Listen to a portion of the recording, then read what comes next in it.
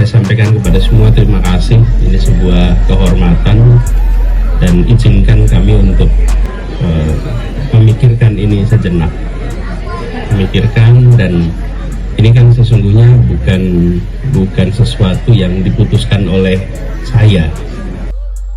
Kita lihat dari beberapa survei kan trennya terus naik. Artinya kan kenapa?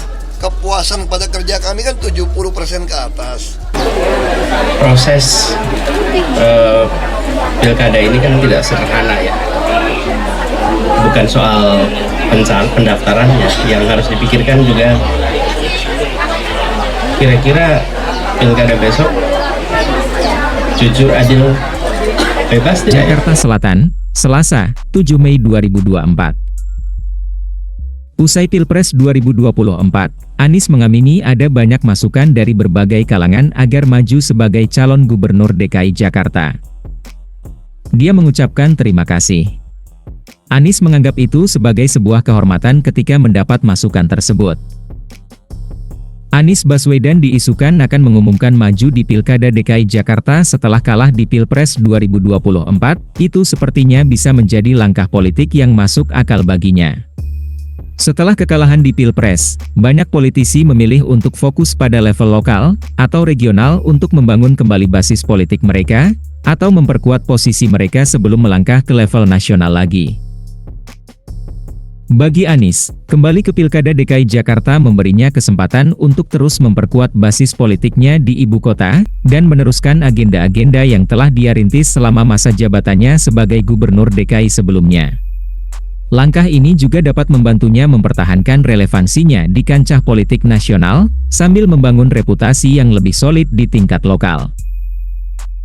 Namun, tentu saja, keputusan ini akan tergantung pada berbagai faktor politik dan situasi saat ini, termasuk popularitasnya, dukungan partai, dinamika politik lokal, dan kondisi nasional secara keseluruhan.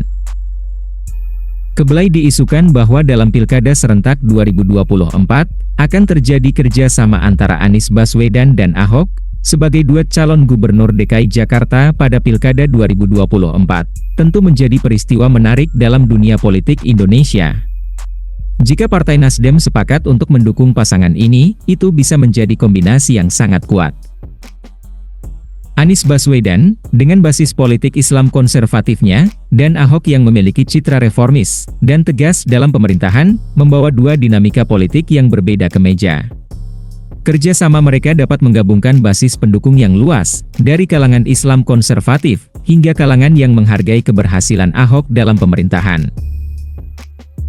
Pendukung Anies mungkin merasa bahwa Ahok akan membawa keahlian manajerial yang diperlukan untuk mengelola Jakarta, sementara pendukung Ahok dapat melihat Anies sebagai tokoh yang memperjuangkan nilai-nilai Islam dalam kebijakan pemerintahannya. Namun, meskipun kerjasama ini bisa menjadi kekuatan, tidak ada jaminan bahwa akan berjalan mulus. Kedua tokoh ini memiliki sejarah politik yang rumit, dan dukungan mereka mungkin tidak homogen di semua lapisan masyarakat. Selain itu, dinamika internal partai dan faktor eksternal lainnya juga dapat mempengaruhi kemungkinan keberhasilan pasangan ini.